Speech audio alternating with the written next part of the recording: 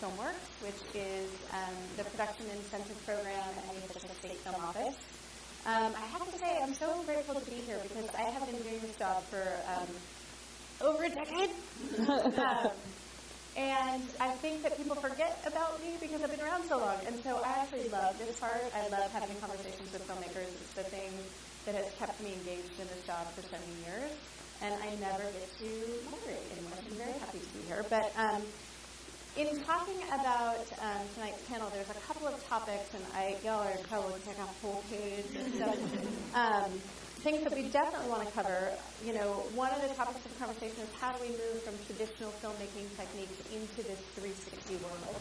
And then secondarily, what are the opportunities in this space that don't exist in other traditional media, right? So I'm hoping for an interesting conversation, especially. But before we get started, just quickly, like, who's had a headset on in the room before? Who's had that experience before? Who's actually filmed in 360 before? Like, worked on a 360 film, a virtual reality film? Cool. Yeah, okay. And what about a traditional film, like a short film, a feature film, anything like that? Okay, good. So we're going to talk for about 45 minutes or so, and then we're going to open up for conversation for you guys, because this is about you guys getting what you need. But I'm going to go ahead and start by asking these ladies to introduce themselves and to tell us what you do in filmmaking and otherwise. Oh, no. I tried to be smooth about that. I was like, how about over there? Hi, I'm Dacia Saenz. My background is in traditional filmmaking. I was in the filmmaking community in Austin, Texas. I did some shows for PBS and some other film work. And then I moved up here and started my own production company, very like running, gunning, making like outreach videos for nonprofits and doing content creation, more for like, marketing and communication, this new landscape of like digital media and telling authentic stories versus like, non-authentic cheesy stories. And then I had the great fortune of being asked to come work on at Adobe to help develop a motion graphics app. I'm very passionate about people being creative and having tools that are more accessible, and I'm really, really passionate about motion graphics, and After Effects is not necessarily the friendliest tool right at the beginning. So as my youth media educator hat kind of played a role in that, I got to come and play in this space, but they put that on hold, which it's like a breakup I didn't want to go through, like I'm still like emo singing Phil Collins songs to it. So now I work on the After Effects team. So I'm on the After Effects team, and I'm trying to get, I'm the voice that's like, but you don't start Super Mario at level 8, you start at level 1. So how can we help people experience some of the magic of being a wizard in After Effects? And that's what I spent some time doing. And then I met Lacey started getting the VR bug and 360 bug, and Lacey invited me to have the opportunity to direct my first 360 film, and I've been now navigating that space of creativity for the last year or so, and it's been really liberating and really revitalizing the creativity. And since there are no rules, it's really exciting to be able to just play, and the expectation is it's cool to fail. Nobody knows what's happening, so it's been really fun. Yeah. I'm Lacey Leavitt. I'm a producer who's been working primarily in independent feature films for the last, a decade or so. And I'm here in Seattle, been staying and living and working here as much as possible. And then about a year and a half ago, I got really excited about 360 and VR. I started a company called Mechanical Dreams. We're also here in CoMotion. Have a really great startup incubator space here.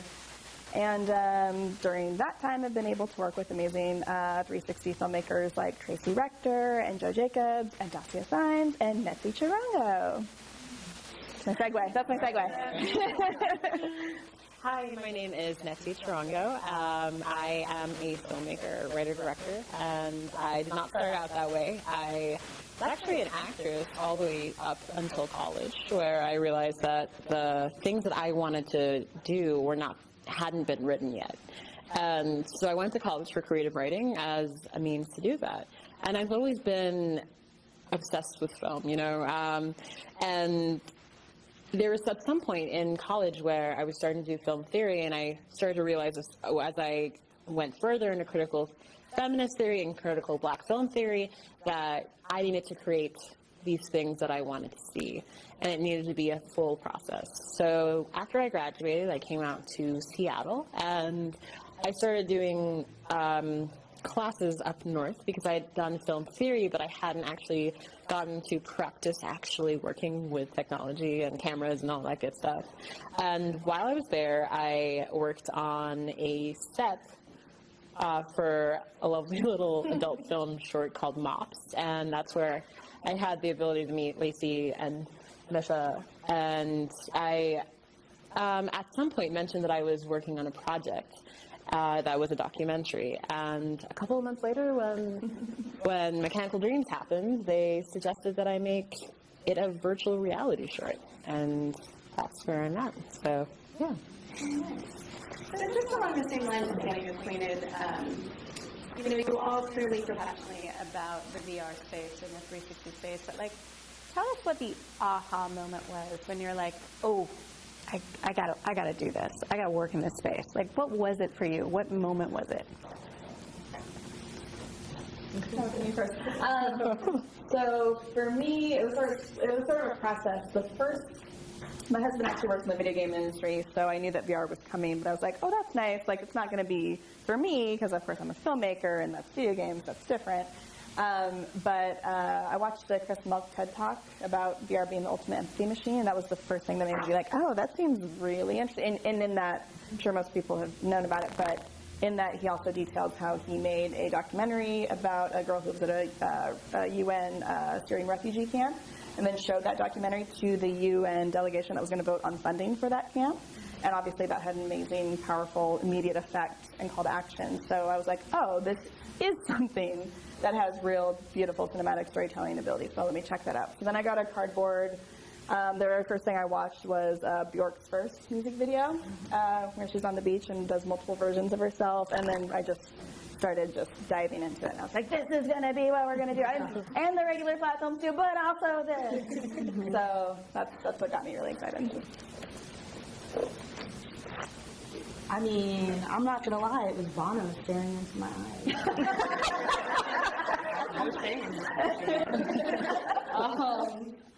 eyes. My first experience was Nick was like, hey, have you checked this out? And he had a Google Cardboard, and he showed me. I was a huge YouTube fan, and they made this 360 video where it opens up and you're in the center of a stage of an empty stadium. So you're like, whoa, this is what it feels like to be a rock star. And then kind of the sound cued me to turn around, and there was Bono, and I was like, oh, hey.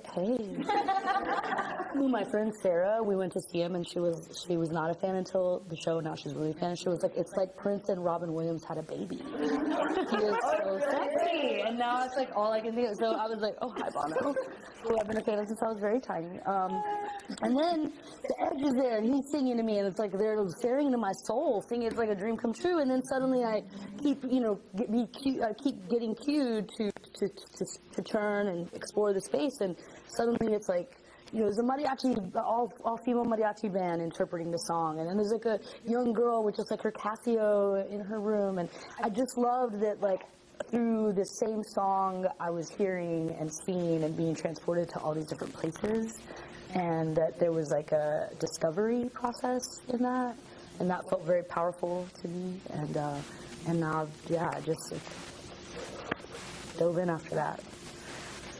I think that for me, virtual reality I perceived it in a way that was more of a mechanical, almost like Black Mirror, I'm terrified of this thing.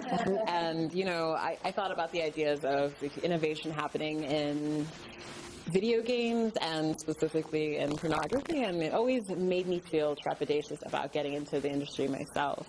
But I got to have the chance to work on Tracy Rector's Eagle Bone, and it was such a magical experience because it was authentically her talking about her own culture and her own people, and actually being a part of that set and seeing it happen and then watching it manifest in the actual headset was a magical moment. And I thought, wow, there's so much more that we can do, and we are right at the forefront, and there's so much I thought about just the idea of everything that I've learned about film, you know, has been from the perspective of like, these are these white men that have made all of these amazing leaps in creativity, but like only these white men were allowed to do this.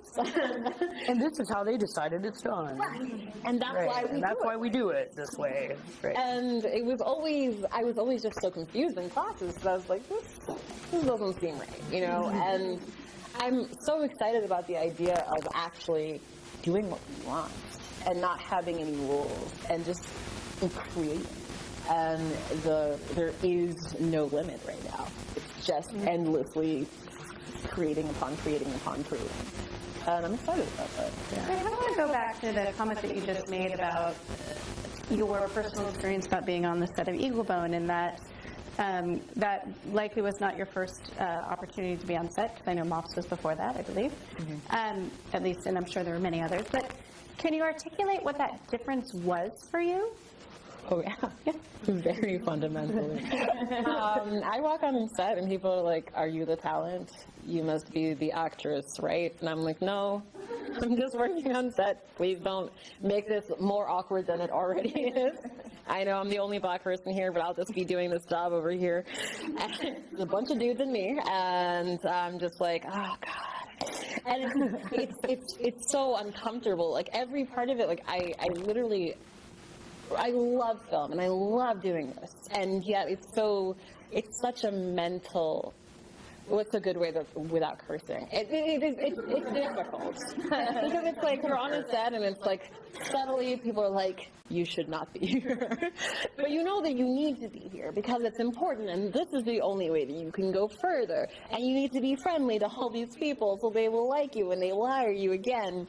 And it feels like you have to go home and like watch an Oprah special or something and just cuddle and just like eat chocolate and stuff. Like, it's just like you almost need to decompress from that, and I never needed to do, like on Eaglebone, I just showed up and I was just so happy and thankful that everything was happening and it wasn't being weirdly manufactured, you know, as I've seen happen before. It was just an authentic experience that we got to enjoy, and it was literally like peeking into something that we were allowed to.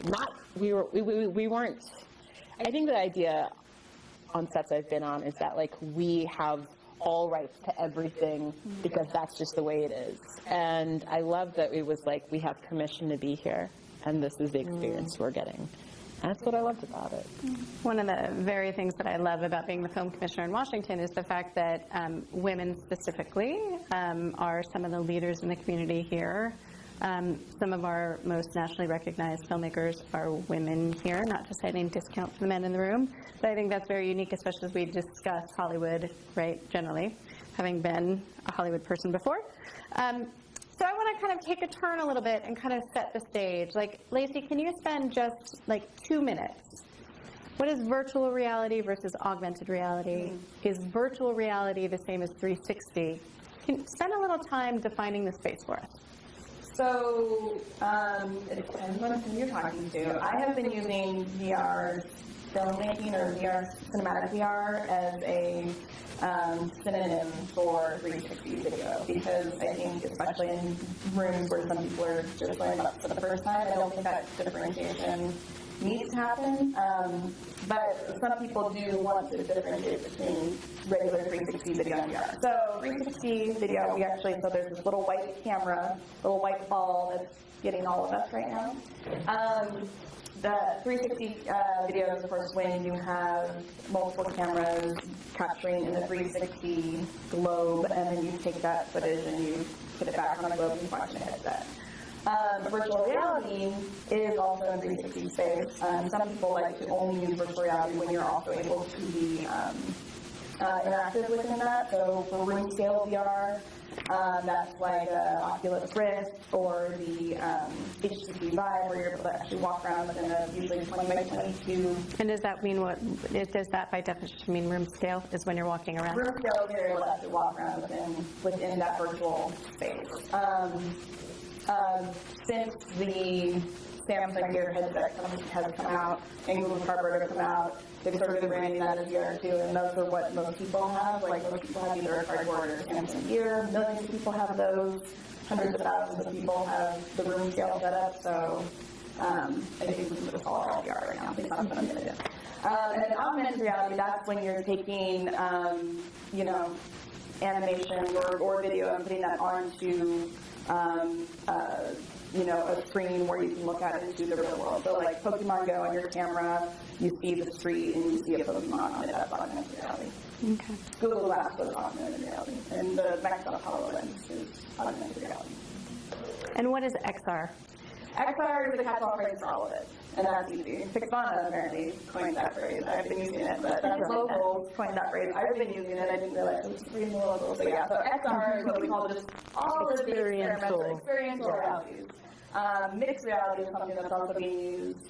That used to sort of mean, you know, where you have a combination of real life, you know, like Disneyland, for example, or you're having a virtual reality experience, but there's also actors and stuff around you. Now, Microsoft calling everything mixed reality, but I thought that was just augmented reality. They're really just augmented reality. It's really just augmented reality, so let's just say XR and that catches all of it. Yeah. It's such a good anecdote, really, because the space is so new. It's all evolving so quickly, right? Yeah. So what we define as XR, VR, AR, right, at any time seems to have changed, like, regularly. Yeah. Like a year ago, there was fights about 360 versus VR, and now no one's fighting about it anymore. And I don't think we had XR last year. No. But also, I mean, the cool thing about 360, things are starting to, hybrids are now possible. And, you know, something like, so if you have Google Cardboard on one end of the spectrum where you just, you know, you put this little $20 plastic and cardboard, put your phone in it, and you too can have Bono stare into your eyes. And then on the other end, you know, you've got Google Tilt Brush and a Vibrant, Oculus, where you're literally creating things. In the middle, you got the gear, which is kind of cool because it allows you to put your phone in still, but it also has interactive elements. And so there are some really cool, like, pieces now that are cinematic, you know, pieces that are complementary to a documentary. Notes on Blindness is one of my favorite in this regard, where, you know, you have a traditional documentary and then they created a world to sort of help tell that story in a more experiential way. And it looks like you're just in a 360 video, like I'm, you know, in this world, and then suddenly you have an opportunity to actually affect the space that you're in. So it's sort of a mix of the two, and so I think as we're moving in that direction, really. Yeah. And at 360, like right now in 360 video, there's been very few opportunities to have regular 360 video be room scale or be interactive, but that's changing, right? So yeah, Peggy. Yeah. So a passive experience means that I can watch what's happening and I can move around in the room, like I can physically move, but nothing, I'm still in the center of the beach ball.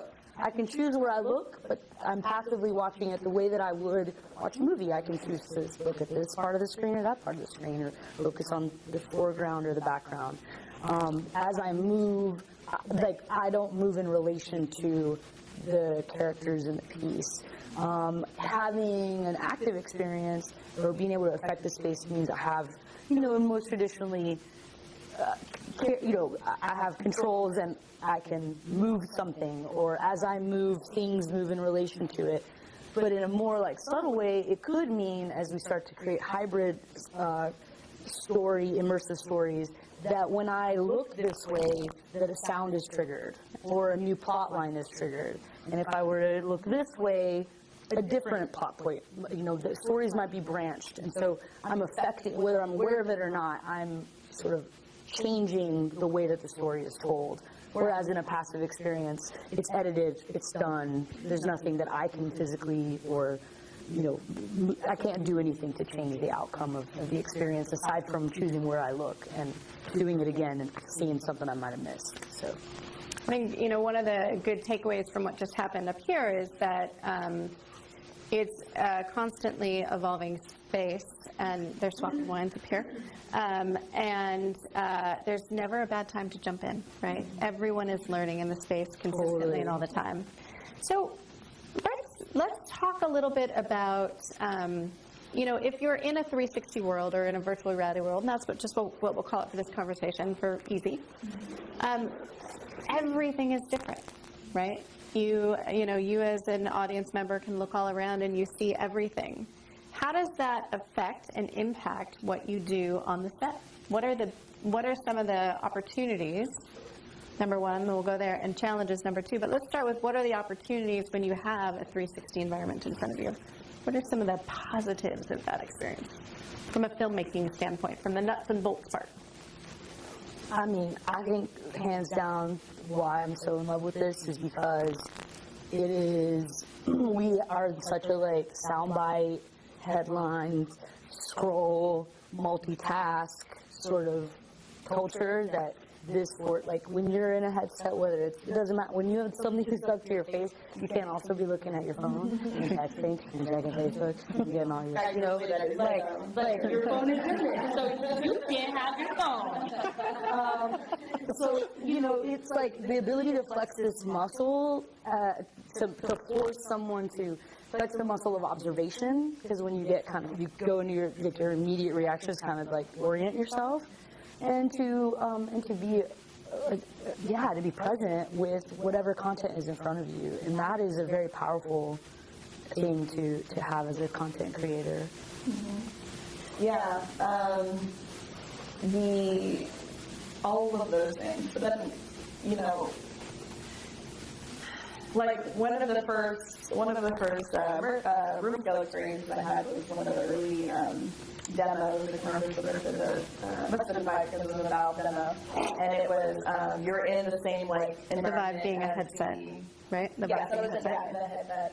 And I was in a, the office room with carpet, just like this one, and it was a portal world, and you're standing on this little platform, and below you it looked like there's a 6-foot drop. And the whole goal of this first experience is to just step off the platform. And it's so ridiculous. No. I'm on this, but it's not even a cliff. It's a 6-foot drop. Even if I did fall, it would be mine. I could plan it would be mine. But it was just so, I was laughing. I was I couldn't get over how I could not get my foot to the thing. When you move, I was no, it's ridiculous. And I'm counting, I feel the carpet. It's not that platform, not going to do it. I couldn't get my mind to it. And there's something just really, really powerful about, as a viewer, feeling like you're truly in the world. Even more so, I'm sure this will come up later. I'm Flattie going anywhere. Flattie is amazing, but there's just something so visceral about feeling like you're in a completely other world. Absolutely. I think that it's just an experience in which you get to tell the entire story. There isn't just one plane. It's like theater, but cinematic. Yeah. And it's just more opportunities to excel in different ways, or to have people experience things in different moments. And say someone has an experience of a story here, someone else has an experience of a story here. And those could be radically different, and that's how we go through the world, so in a way that's more honest.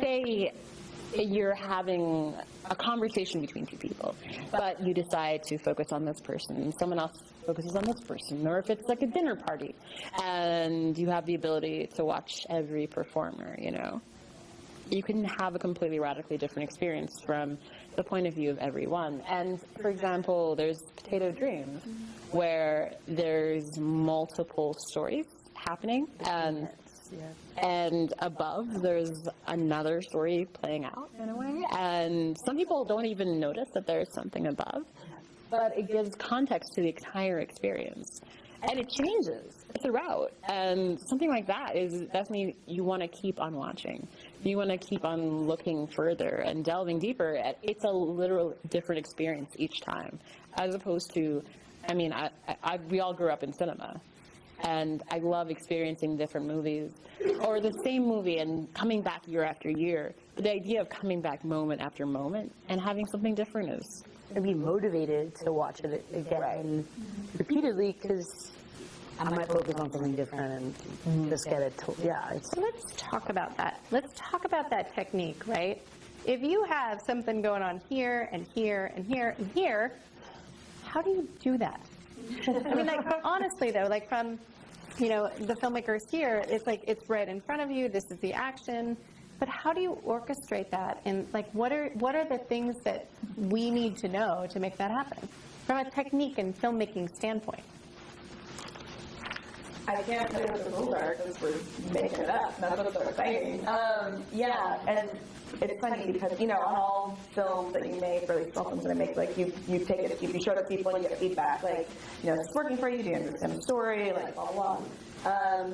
And even though this was very needed, you know, it's still important to, you know, have people give feedback on the cut of what's going on. Sometimes that was interesting. Sometimes I was looking at it for the first time and looking at the story for the first time. I was tripped. But with Potato specifically, you know, it's the same narration. It's, the filmmaker Wes Hurley was talking about his childhood growing up in Russia and his mom trying to immigrate to the United States. But we're showing these different, like, basically different memories of his from the same time. So in front of you, you might have one thing, and then over here you might have another, and over here you might have a third. Sometimes it's the same thing all around. Sometimes you have one thing here, a B thing here, and the A thing back behind you again. So some people love that and want to just watch multiple times. Some other people were like freaked out. They're like, I feel like I'm looking out. They're like, I'm not making myself dizzy, and you just kind of go with it. So Did you film them from a technique standpoint? They clearly weren't happening all at the same time, right? no, yeah. So well, and that one's interesting because we didn't even shoot that with a 360 camera. We shot that with like regular, you know, we shot with an Alexa and Mira, and then composited it in Premiere in 360. So that's, you don't even need a 360 camera to make a 360 film, right? You can play around with it if you have Premiere and some plugins. Yeah. But we definitely, what I've noticed is it definitely requires, from a practical technique perspective, like not only do you want to think about everything in the frame, where there isn't frames, but everything in the 360 sphere, but then you want to plan for it. So whereas, you know, not every indie filmmaker uses storyboard, every film that we're doing, no matter how indie it is storyboarding. It's as important as like the Hollywood big budget film, I think. And then we also... Why? Why is it so important? Because being intentional about... Because you're a story designer. Yeah. Because you're designing an experience. Yeah. I mean, Yeah. you think? Like, Yeah. it's a little bit, it's so much, you know, it's like live theater's been doing this forever. And I think, honestly, like, I think as humans who love stories, that's an innate thing we do. Like, we want to follow the story. Like, your curiosity, you're like, you want to know what happens next. But I also think there's something really cool about this space to be able to, like, plant like little Easter eggs for people that are a little more rebellious. And they're like, well, I see you want me to go that way, but I want to go this way, or I've already done it that way. And so one of the things that is really cool, filmmakers, the indie filmmaker from back in the 90s, Rose Firoche, you know, she did Go Fish and then worked on 6 Feet Under and A Word, and she's really been doing a lot of cool stuff in 360. And she thinks about thinking about this, how you think of a filming in 360 space as architecture. Like, how are you designing different, like, spaces for people to engage in? And with that in mind, like, I had a really cool opportunity to work on this piece that local choreographer Katie Niehoff put together, and was invited to create a 360 piece for her interactive dance. It was like a docu-dance piece. It was awesome. It was amazing. And I got to film an astronaut. And I can't go to space. And I didn't want to do something underwater. And so one of the things that the astronaut really focused on was like, you know, we think about going to space as like, oh my God, being free and floating and it's all magical. And she's like, getting there is fucking hell. Like, it is really hard on your body. You go through, like, the transitions are hard. And I loved that idea. So I wanted to film her somewhere in the middle, in between. So we went like all the way up to Rattlesnake Lake and filmed on the edge of this cliffside. Like, our DP was like literally hanging, sitting under a rock on an edge, and everybody was really freaked out. And he was like, it's cool, I'm fine. Maybe he's a rock climber, I don't know.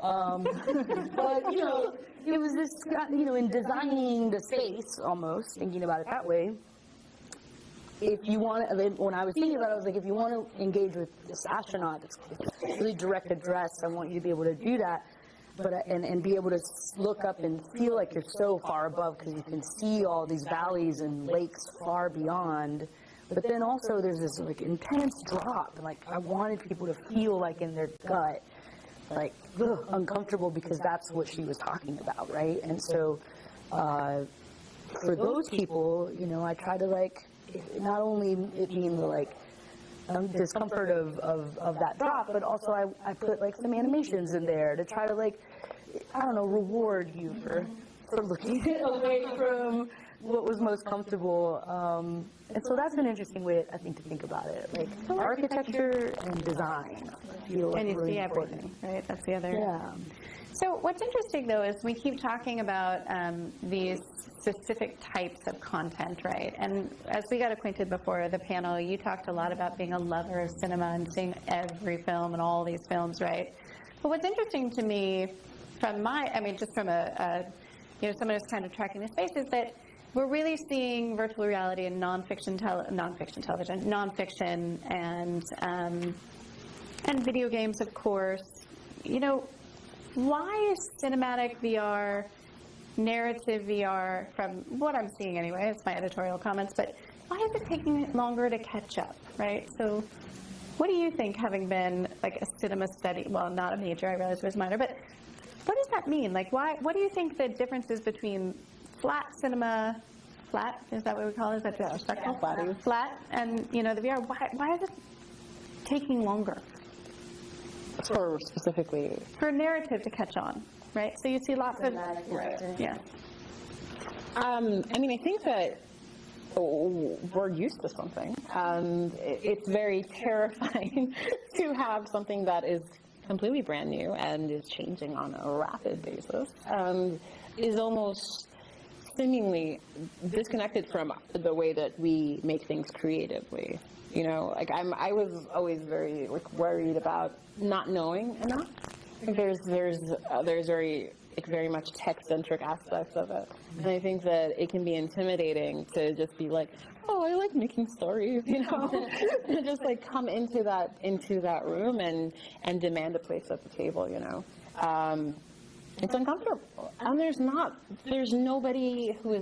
not enough people that have made mistakes before us to be able to be like, oh, this is what we should do, this is what we shouldn't do. Like, we are those people, and that's intimidating. It's scary. Or empowering? Is it empowering a little bit? It is. It's empowering in the same sense that there has to be some fear in things that are empowering, right? Mm-hmm. We learn through pain. We don't learn through comfort.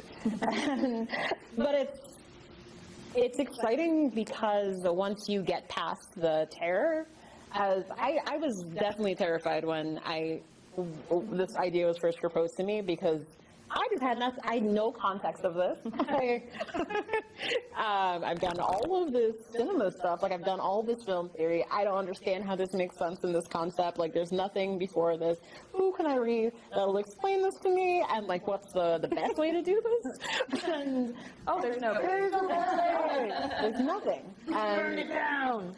But at some point, you get so scared that there is no more terror. and at that point, I was just like, I just have to do this.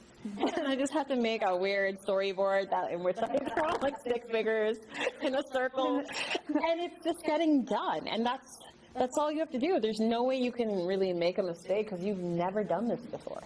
Like, it hasn't been done before. Whatever idea you have, it's probably never happened. So why not? Mm-hmm. Yeah, there's not a lot of things that you can do creatively that's actually true of. Even making like derivative works in the space, though, because it still hasn't been done in this space. It might not work, and people are like, cool, like I still liked it because I learned this from it, and it's like adding to the conversation, and that's super important. And that feels really cool. Yeah. Like, that's not really true of a lot of creative. It's interesting that in preparing for this conversation, I was reading a bunch of articles, and I actually wrote a question about it because the word profound, right? I read 7 articles, and profound was in 5 of them, right? So this is a profound medium, and like, why is that? What does that mean to you, right? There's a lot of talk around empathy and the power. So like, this is shifting our conversation more into what is the power behind VR and this medium.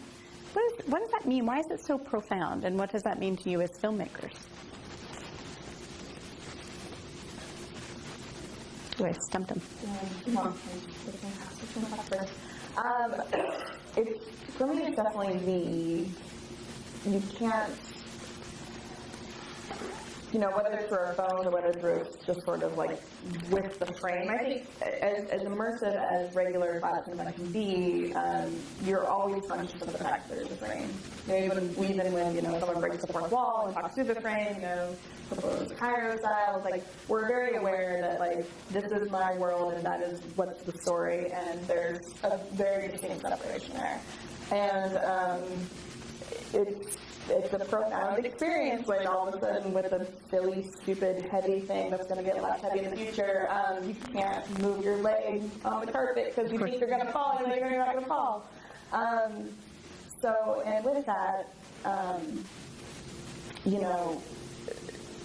I've seen a lot of documentaries of Syrian refugees and other refugees and refugee camps and like how terrible those missions are, but it is a different feeling when you feel like you are actually standing in the middle of one of those tents. It's a very different feeling when you are on a drone flying through Angel Falls as opposed to like watching, like, oh, I feel like I'm literally floating right now. You have a visceral, physical, sometimes you get sweaty, sometimes you get nervous, like you have an actual physical reaction to it in a way that you don't in regular cinema. So for me, that's the difference. Like your senses, your brain is very powerful, and your brain gets tricked by the art, and thinking that you're actually in a place. And so that's what makes the experience so profound for me. For better and for worse. Can I get into it? I mean, yeah. Starting from, I guess, how we used to view cinema, like we'd walk into the movie theater, the lights would go down, there'd be a hush, we would see something, and then we'd exist there together for an hour or two, and we all leave with that general experience that we kind of had, and that was it. We'd have a television at home, and then the television would be off, but that's not how we interact with the world now. And because of that, we need to almost be submerged in something, just trapped within it, in order for us to really acknowledge what's happening around us. Because there are times when I don't want to acknowledge what I'm looking at, and I need to disengage with it. And there are times when I actually want to feel comforted by something, and I don't feel it because it's two-dimensional and it's not really real, and the world is still terrible. Right? And I do think that we have this ability to have these warm moments of honesty and like clandestine interaction and all of these things that make it so wonderful to interact with one another on a regular basis. And it can be done through virtual headsets.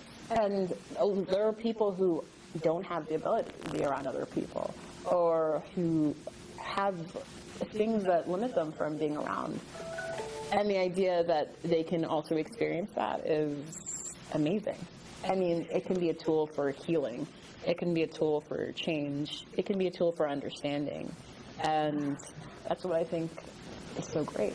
Yeah, I mean, I feel like the empathy machine thing, people are starting to challenge a little bit more, and I'm really appreciative of it because I did a lot of social justice style documentaries. I worked at the Center for Human Rights at UW, and I made a documentary in Thailand called The Cost of Gender about like trans folks who go abroad to have access to healthcare in ways that they can't here, and I just felt really weird about the same kind of content in an immersive space.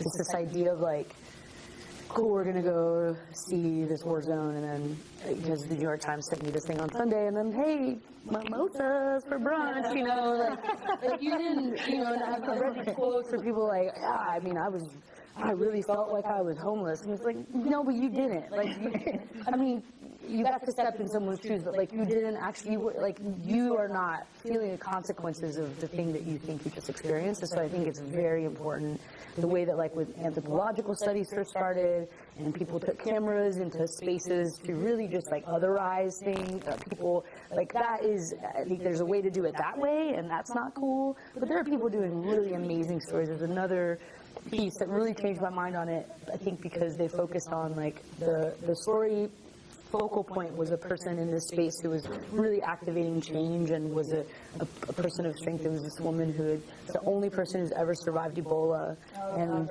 clouds over Sidra. And she is able to actually provide human touch to people who are kids and people who are dying of Ebola and who are just surrounded by people in these radioactive suits. Like, she can actually be a human connection in a way that no one else can, and that was really powerful because it was her story of survival seen through her eyes.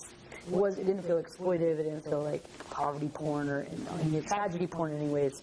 So I think that's really, really stellar. And then I think, like, over the weekend, I saw After Solitary, which was a piece that was created by it was a frontline episode on like solitary confinement and psychological effects on prisoners. There's like inhumane psychological effects, and it was produced with Noni de la Pena's team, who's done a lot of like journalistic VR experiences where you do have the ability to walk in and around and you feel like you're in that space.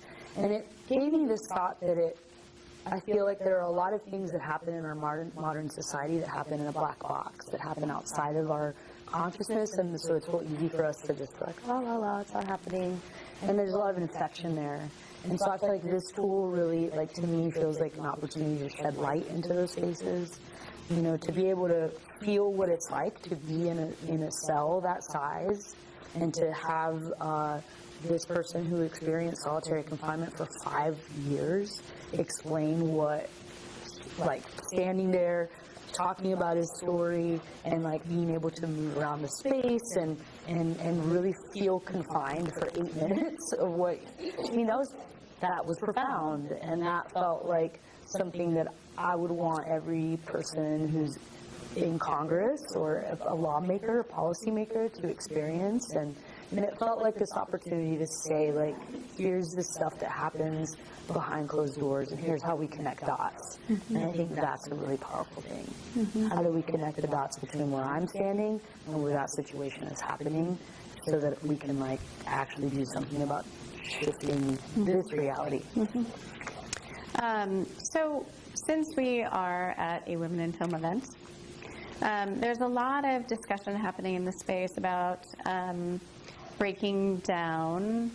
Well, you know what? Like, why don't we use this opportunity to talk about Mechanical Dreams and your perspective on various voices, right? That's I think an interesting way to start the conversation. Why that's working for you?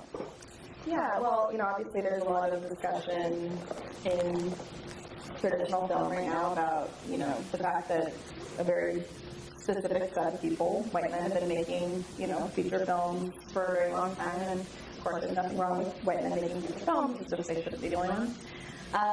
And so, you know, obviously Wonder Woman was an achievement, obviously Moonlight was an achievement, like, we've had lots of, you know, achievements, but this was after 125 years of the industry growing. So here we are in 2017 going, oh, something's wrong here, we should probably work on changing that. And we are having that conversation, that's a great conversation to have. But, you know, VR is new, so maybe we don't have to wait 125 years. And then go, oh, shoot, we should change things, so things really should be different. Maybe we could just be inclusive from the beginning. I obviously have a vested interest in that. But one of the things, you know, to document what she was just saying, you know, as we were forming this company, as we were thinking about, like, what are the stories we want to tell, because truly we do have these, you know, immediate impacts. We're not only doing social justice documentaries, but that is definitely, like, something that we want to do. But even with our narrative experiences, we just want to be conscientious from the get-go of, like, okay, who are the people who are telling stories? Because traditionally, whether it's been men or women, traditionally everyone who's telling a story about anything, that person's been white. And I think that even in Seattle, which is so female-centric, we're also very, very white in terms of who's actually creating the media and, like, who are we allowing to tell the stories. So for me, like, my first idea I ever had for a film in VR was to experience pride. And I was like, I want to make a thing because it's going to be so great and blah, blah, blah. But, you know, I am a straight white lady and I'm married to a dude. So it occurred to me that if I wanted the best one to direct this project, maybe after that I found it. And that's, I think, just a way of, that's just something that's really important to me. Like, why not, since we're here, since 2017, we're all learning so much more about what's going on, like maybe when I'm putting all this time and energy into empowering filmmakers to tell stories, that it should be positive filmmakers. Do you find that globally across the board in this space? I mean, I know I'm asking is there more opportunity in the space outside of Seattle and otherwise? It's really interesting. VR is a tech industry. It's like tech piece entertainment. And I knew that numbers were bad in tech because they were in film. I didn't realize they were actually worse. I didn't realize until a couple weeks ago that only 2% of venture capital goes to female-founded companies. That was a fun statistic to learn. That's a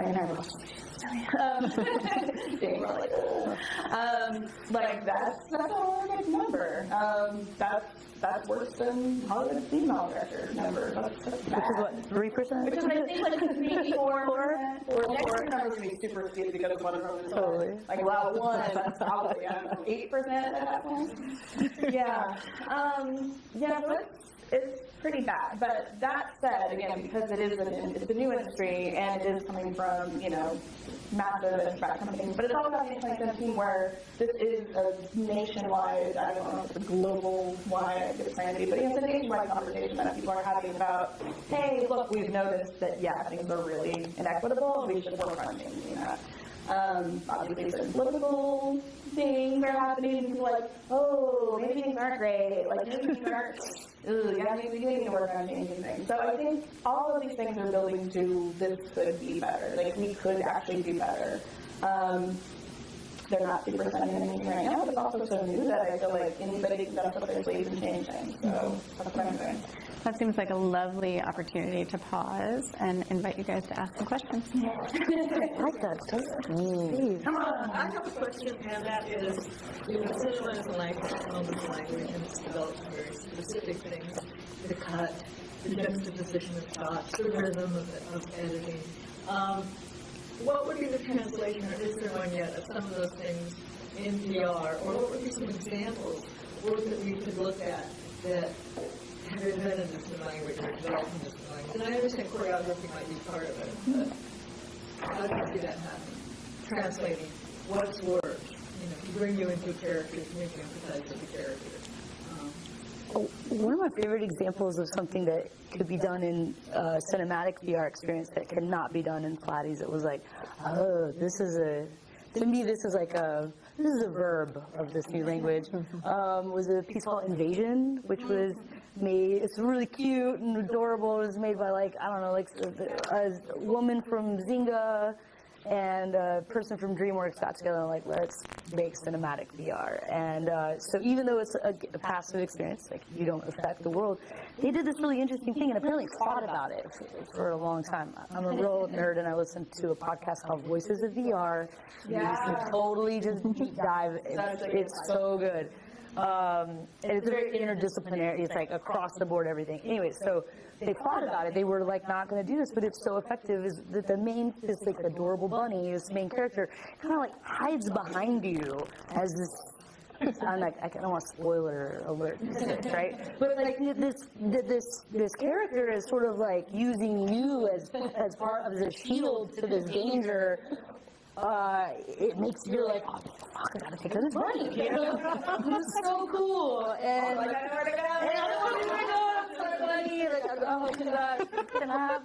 It was just it just really put you in it in a way that it was awesome. And I've watched one of my favorite things to do is to I host kind of unofficial user tests at my house because I've got a Vive there and some stuff, and I love bringing people in and just watching their reactions. And you always know when they're going to get to that spot in the video because they're just squeals of laughter. And that's a visceral thing that you can't do in flat cinema. And so, how do you?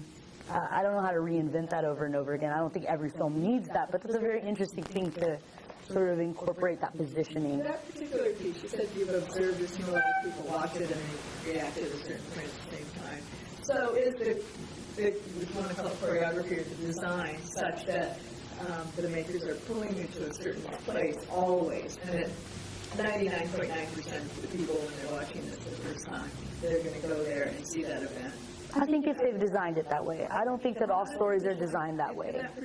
In that particular one, for sure. I mean, I think audio cues, I mean, this is the thing. Audio is always the bastard stepchild of filmmaking, and it's so important, and it's even more critical in this world. And there is so much money being poured into this technology right now, so that if you hear something, you turn, and it's being invented here. It's really fascinating. Yeah, ambisonic sound is, if you want, Google this.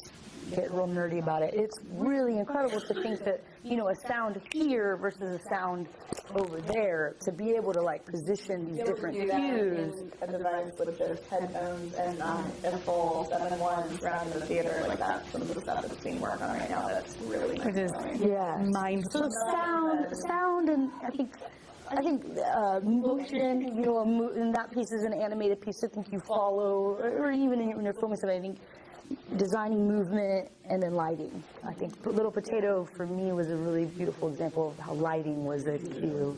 It's gorgeous. Even something as simple as, I don't know, I was working an event, and I just watched people watch Barack Obama tour them through the Great Lakes, or the national park of some kind.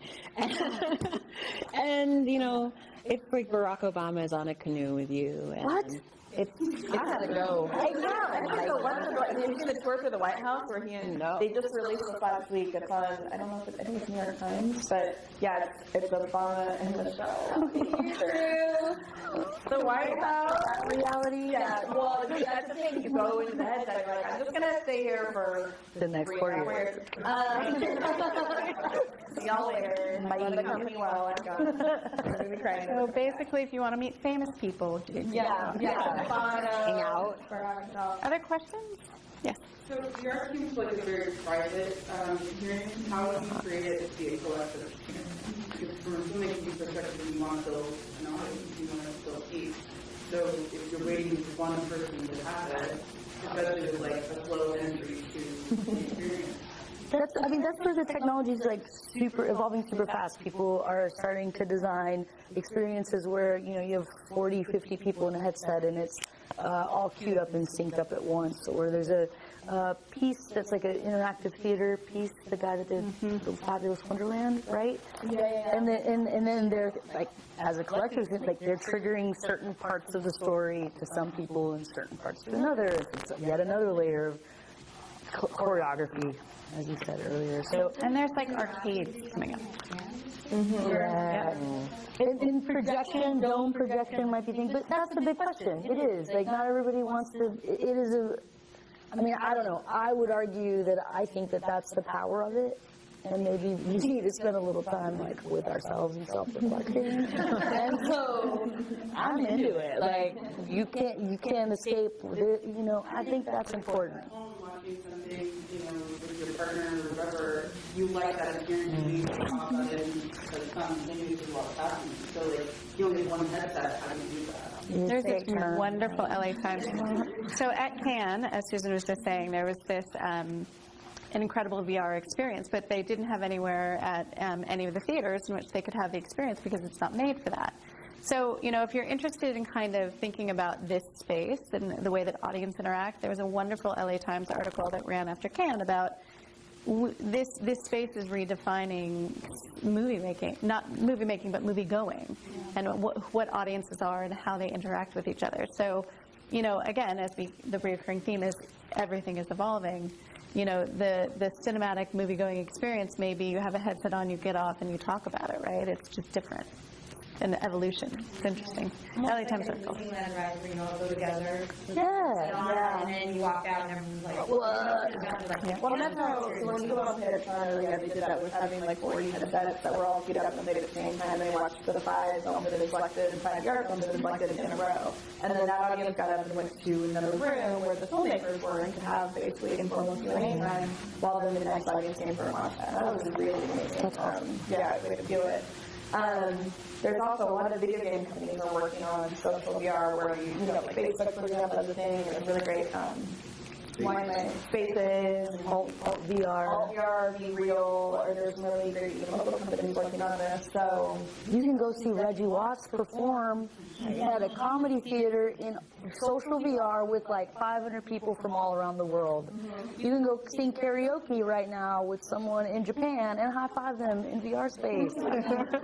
It's sort of bananas. yeah, in some way, happening in the video game circle, they are moving them, like the Reggie Watts, they're moving them into like more cinematic. So right now, couldn't tell you that it's literally changing every day, and it's definitely something to think about. Yes. So traditional like flat cinema is a really good job of directing the viewer's eye to a very specific thing, whether it be a close-up or with focus or whatever. With VR, you don't really have that as much because as a viewer, I can look anywhere. When I watch VR content, I like to look like straight up, straight down behind me, because often I don't see those spaces being utilized. And so to me, I see a lot of VR content that could be done better as 2D traditional content, just because they're not using the whole grade. What's your guys' take on that? Yeah. And specifically for narrative, because I think there's a really big area for experiential VR where I'm going to go to the Grand Canyon or whatever, I want to move around. That totally makes sense. But like narrative VR, Yeah. totally. Following up on that, didn't you say that you made a film that started out being, made a VR piece that started out being a film, and then you transformed it into a, but I thought that might actually be into that. Yeah, actually, why don't I start, and then that'll be the perfect path to you, because we did exactly that. Right. Yeah, because, so I think you're totally dead, right, and because we said early days of cinema, or of VR, it's sort of like the early days of cinema where, you know, like the train pulled into the station and people weren't running out of the theater. They're like, oh my God, and then they're like, oh, everyone go see this new film where it's a film, and the people pulled into the station, and like, that's full tickets. And Best show in town. Yeah. Forget the Nickelodeon, go see the train pulling into the station. So that was like enough for the first one, right? But like quickly was no longer enough. And similar with VR, it's like, oh my gosh, first you're just like, I can look anywhere. And it's like, okay, but why? And that's really the question, I think, of all there, and also the documentary experience is like, why is it more powerful to be experiencing this in 360 than it is to just show it like this? Because this is so much easier. We know what the language is. It's so much harder to get it right in VR and 360. So anytime you're going to make an experience for 360, why are you doing it that way? And what are you bringing to the story through the experience of actually being there? Because you're right, it's so much easier to make it flat, and there's so many more tricks. It's so much easier. So many more people see it right now because everyone can watch flat, and not as many people watch 360. So the question is always, why? Right. So how did you develop that as a director and making why now 360? I think that was a difficult concept to grasp because I didn't want it to be just like now in 3D kind of like. I wanted there to be a reason. I wanted there to be levity. I wanted there to be meaning behind this. And I kind of went back to the idea of what is the story here. And for me, it's my friend who's a dominatrix, right? And I thought about what that experience must be and who we are as the viewer in this case, you know? And I thought about like everything that I had perceived about, you know, the viewer and the power that we have in this camera, and I thought, like, why don't we take that away? Why don't we make this person, this viewer, this submissive? And that way I was able to perceive what the space would be like. And using sound development, ambisonic sound, every time I have to talk about it, I'm just like, what is this word? But literally, like, being able to have a logical reason for it and to really capture an actual experience is necessary. So as we continue throughout the story, we have different manifestations of a character, but it makes logical sense. And we have an ability to not be logical because this is not logical. We're able to see all around us, and this is magnificent and magical and different and strange. And that can have different results, you know, like what does our mind look like? What is involved in here? And does it mean that there has to be something every time we look up? And does it have to match what's happening in the story? That's not how we think. I do think that everybody has a new perspective on what exists in all of these things. But at the same time, what sucks is that people don't want to look behind them all the time. Well, yeah, people above 30 will just, because you got to tell them before they go in. It's so, like, everybody's like, it's like, let me spin you around a couple times. And you know, younger people are immediately want to explore. So I think, you know, one thing I read recently that kind of stuck with me is this idea of story discovery. And again, going back to like, you're designing a story for people to discover a story rather than telling a story. And I think that this, you know, because it's been nascent and just like people are like trained as viewers to look forward, I think as makers, people are like, well, I'm just going to put everything right here and aren't really thinking about all those things. But just like how we got out of like non-linear storytelling. I remember in Pulp Fiction, everybody like lost their damn mind. They're like, they told a story out of order. Like Breaking Bad, like they're telling the end before we get to the beginning. This is amazing. That took so many years. I think people are finally starting to realize like you can play with this. Like you can bend time, bend physics. Then all these, like, we're starting to get there. You know, we're getting away from the train pulling out of the station. You know, here we are at the top of Everest. By the way, hilariously, we were in Olympia this year for Film Day, and we put headsets on legislators, and that is an off-the-record cocktail conversation after. Ooh, Thanks for giving us motivation to stay here. Okay. No, I just want to ask if you could just talk about that a little bit more, the difference between designing a story and experience rather than telling a story. Well, so, I mean, I'm just exploring and playing. For Experience 5, for instance, you know, the idea, like, Lacey and wrote to me, I was like, hey, we want to film Pride.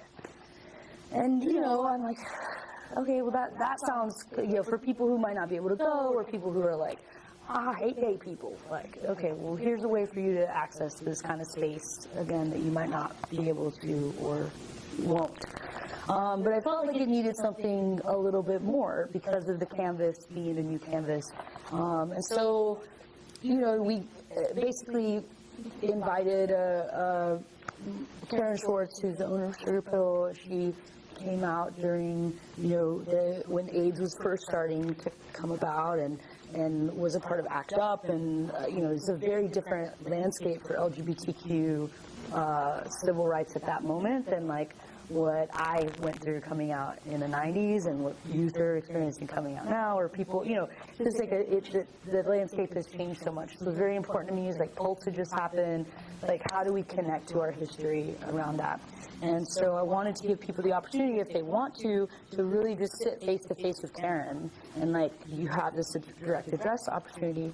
But I wanted to also make it a little more whimsical and magical and kind of immersive in a different way. And so we're working the concept. We're working with this really cool illustrator, Robin Jordan, to basically illustrate parts, the key points of her story during this era, and to bring them to life through like almost like a graphic novel that's unfolding around you, that you're not only witnessing sort of being drawn around you, but then at one point you're like in it. That's something I can't do in film, right? So like designing it's like user experience, essentially. You gotta think about like, okay, and thinking in that idea of branching, which starts to get a little complex, it's like I want to give the opportunity or the choice for someone to have an engaging experience. If they choose to only look at Karen, I think that's impactful in a different way than if they choose to sort of experience the rest of and explore the rest of the space. And I want them to have an engaging experience for a different reason than that. So maybe it's part of this design of like trying to hit different emotional notes by using the space in ways that feel, yeah, I don't know, that's it. I think you can get closer to a story when the storyteller doesn't have the ability to cut away from certain things, because people can just stare at somebody for the entire time, and that can be their experience, and that needs to be a story. And so that's how you have to design it, you know? Yeah. And everything that exists can't just disappear, or it can, depending on what it is. But people just have the power to look at whatever they want. Yeah. And it seems at first as though that's taking power away from the creator. That's literally the opposite. More power, yeah, absolutely. I made the entire world. Totally. And then, you know, like, it can be limiting, but only if you choose to allow it to be. Yeah. So I'm going to say, because I have a last question too, but let's take one more, and then we're going to do a quick lightning round. Ooh. Oh, yeah. Yeah. Hiding behind trees while you're filming. Yeah. I mean, exterior, interior, plus traditional film rails break. You find yourself waiting for them to know them, and then repositioning based on the preview. Like, how are you working with that? It really depends on the project. So, you know, for example, we shot a thriller that took place at night. So for that, Joe built a specialty rig with low light cameras. Like, we didn't order it. Like, this was just, we built it. We rented the camera and built something that didn't exist because we needed something to work in low light situations. We specifically planned our shoot to take place during a full moon in the summer. So we knew we'd have the key light of the moon. And we also used car headlights as our other light. And then we had two scenes where we also put in an actual, you know, light on the stand, you know, on the stand, which then we comped out in post. The color like the part of the story, yeah. So it's like it's like there's cars that pull over, and so that's where the illumination comes from. So sometimes, you know, if you're, and then of course with like Little Potato, we're shooting everything with regular cameras, so we can hide all the lights because we're only looking at this and we're facing 360. When we did He's Little and Something in for Donna, we just made all of the lights practical. So, you know, a gaffer came in, we had a skylight, which we put like our own light through, and then we, you know, softened that. And so with that, we didn't take out any lights, but we made sure everything was practical. So it just really depends on what the project is. Like, if it's, you know, if we're shooting in a club where it's like, oh, this is a club, like, you can see the lights because you're there as a person who needs to see the lights. That makes sense. If you're in a place where it wouldn't make sense to see cinematic lighting, then you have to either take it out in a post or, you know, make them practical or do what you need to do. It just really depends. But it all depends on, it goes back to the story design, the user experience, and what sort of story are you designing? What is the world you're designing? Can this have lights in it? Should it have lights? And where should there be lights? That's what every filmmaker has to ask them. But, like, where is the lighting coming from and why? Okay, what? Well, one of the limits of time we have, new people, and the other one is like the ethics about it. Are there certain things that I can't get people to come here, or are there certain ways or rules that you're learning? And that's only about music, but I think how to work and how to do one part of it.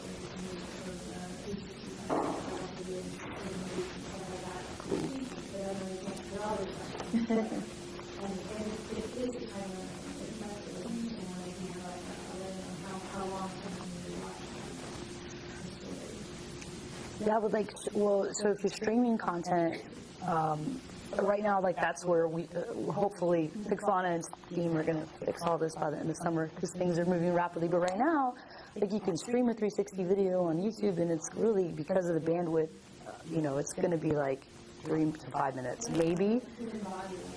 On the human body, I mean, I think that's changing. The better the content, the more high fidelity the content. I mean, I've heard, and depending on what you're doing, like, one of the things I've heard recently, and that is stumping neurologists, neuroscientists, is like this, you know, somebody is in a Google Tilt Brush, which is this like really cool drawing. I love it. I'm obsessed. They're in there for 12 hours in their experience.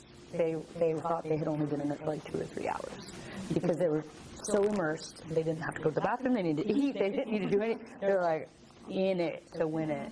But with like watching certain content, I think, you know, especially when it's more cinematic and 360 video and mobile delivery, and I feel like we're at like 5-minute limitations right now. 5 to 10 minutes is what I've experienced. Yeah, most pieces are not longer than 10 minutes, and I think you're going to see a lot more serialized content because for people who are more comfortable and have more experience watching it, they can watch the next episode if they're feeling it. Also, as headsets get better and better, like headsets are already much less cumbersome than they were. They're being much less cumbersome in a year and 2 years. Like it's always going to get better. So, and our eyes are just too. Like we're going to get used to having screens. So it's our faces. We're already so used to this. We're used to this. But yeah, it's really right now, right? Since so much content is mobile, you know, like the Flattie, for example, that's with a tilt brush, like that's connected to the computer, so you're able to do it for a long time. Your phone will overheat and stop, and in some cases explode at a certain point if you go on for too long. So right now, most experiences are under 10 minutes, and then sometimes, yeah, I've had the experience where I just watch content after content after content, and my phone is like, yeah, shut it down now. It's like, okay, well, there's that. My phone literally can't take it any longer. But it does get better. I mean, the more you do it, the more you like, I don't know. And the better the screen's getting. Yeah, it's all getting better. I think none of that is solidified. And it also depends, like if you're in a very shaky, you know, like watching the Blair Witch in 360, the way they shot the Blair Witch project, that was just 360, like I probably couldn't do that for an hour and a half. Like that shakiness would, even though I watch a lot of VR, that would disturb me to the point where I probably could watch the whole thing in one sitting. But it's something much more smooth I could. So, if people want to keep engaged with this conversation, what are the local resources that you would point them to stay engaged? Local resources to stay engaged. Or, by the way, you mentioned a podcast earlier. Yeah. You're like, but locally as well. And so, how do you stay engaged with this conversation in a meaningful way? I listen to Voices of VR religiously. Lots of great conversations happening there that are across disciplines again. So if you're interested in just like the tech or the business aspect or how it's used for education or health, it's great. It runs the gamut. A lot of good thought leadership happening in those conversations. There's a Road to VR is a newsletter I subscribe to, so I just kind of get the content. Flipboard, I have keywords coming up for it. And then I just, with that, I like, oh, I should go watch this thing. And a lot of stuff is available to just watch because really the only way that this is going to be a thing is if it becomes adopted by a lot of people. And so there's a lot of investment in providing people the opportunity to even experience it. Just, again, that's why Google Cardboard is so cool because it's a really accessible way to sort of dive into this space. Yeah, you don't have a cardboard yet, order one. You can get them for the cheapest $7, almost more like $15. And then through that, there's lots of free apps to download and watch. Like on YouTube, you can just look up 360, and you can watch 360 on your phone like this without a headset. But you want to get in the cardboard, hit the cardboard icon, so it puts it in the 2 eyes, and put it in there, and then watch that. Within, which there's the major that we talked about, Chris Mills TED Talk, which I talked about, the that guy's company. They have a really great app, a lot of really amazing content, including Positive or Sidra. New York Times VR, NYT VR, they release one new 360 documentary a day. Been doing that for a year. So there's a lot of amazing 360 Riot. Watch. Riot, also a lot of really great stuff. And then in terms of more local, there's a Facebook group, Seattle ARVR, local, and then that connects to the meetup group. There's a very active meetup group. I'm forgetting what the official name of the virtual world site. There's definitely there's a lot of different VR meetup groups. There's one in particular though that's like run by women and super inclusive. And it's not like dudes can't come, but it's more like, hey, if you're gonna be in this space, like, here are the ground rules. It's really rad. And that's the one that Leavitt and Sean. Yeah, that's the same folks who are in the Seattle ARVR. In the virtual world study. Yeah. And then locally, Diana and Moody, who have here, they have SIXR, which, so the regular Seattle ARVR meetup, they host hackathons, which is for whatever kind of VR you want to do, and SIXR specifically does cinematic VR challenges. So you can come out and play, and in 48 hours, Meg, We have different tools every time, so if we CoMotion has VR challenge, but we now are also working with Unity. We are working with motion capture. We're adding new layers and new stories to play with every time. Cool.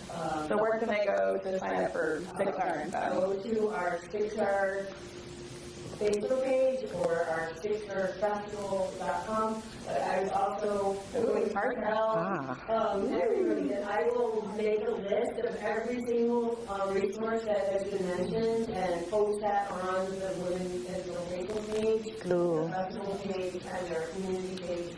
And even make it a personal email, so make sure it lasts everywhere and that you won't be able to miss it. And if there's something that you are thinking of that should be on the list and it isn't, please feel free to send it to us and we'll add it. And just to say, like, the technology piece of it can feel pretty daunting at times, but literally, you know, how my company started, a bunch of us were like, hey, this looks cool, we should try this.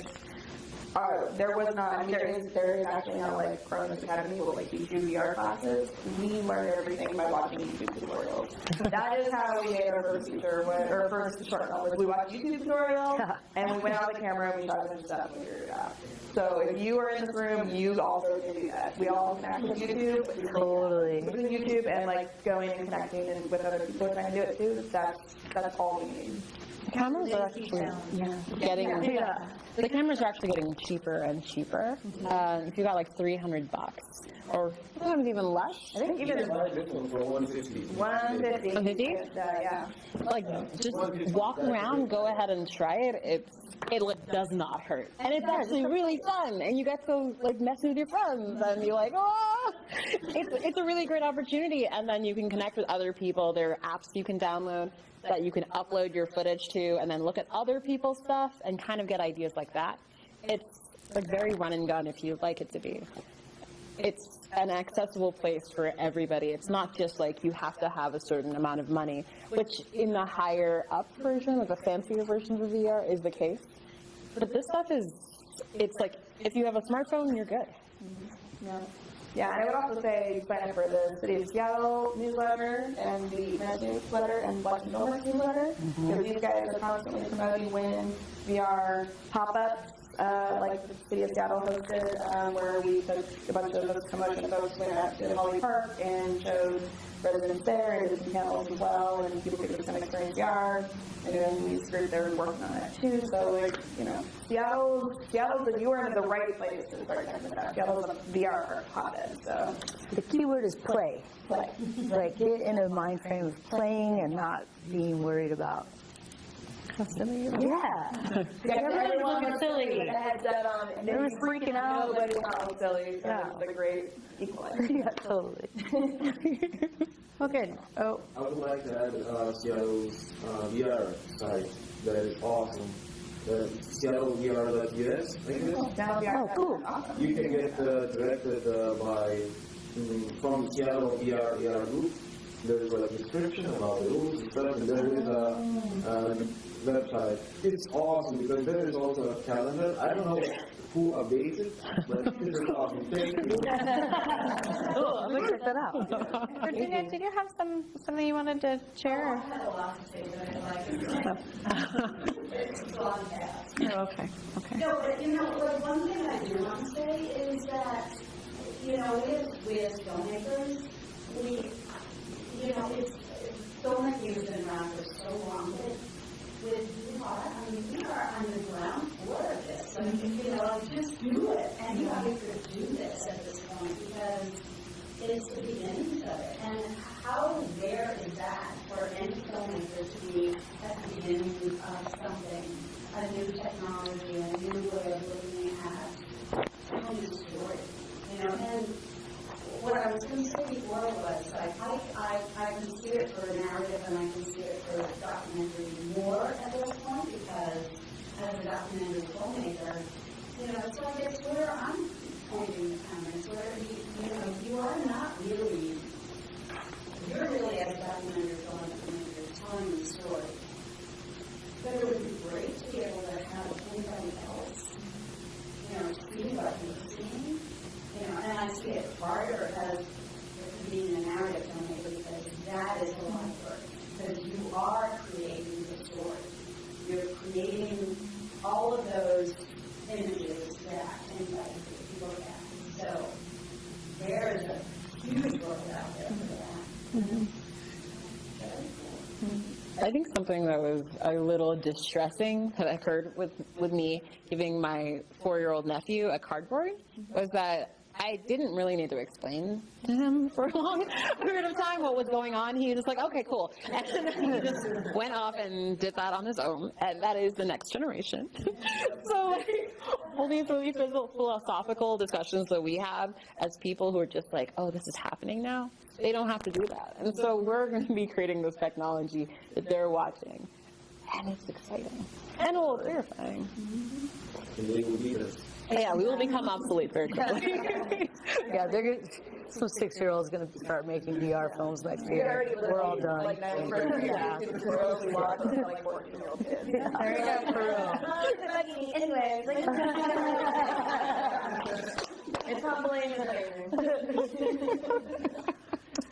So I do kind of want to pause here, thank the ladies, and then we can stick around for a little bit to have individual conversations. But thank you, ladies, and thank you.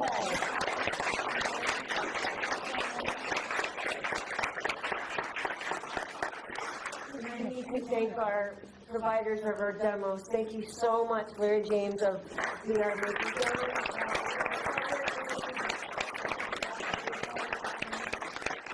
Super big thanks to Kevin Wiley of Rabbit Feathers Media for helping us. Make sure that link is there. Thank you so much, everyone. Thanks, guys.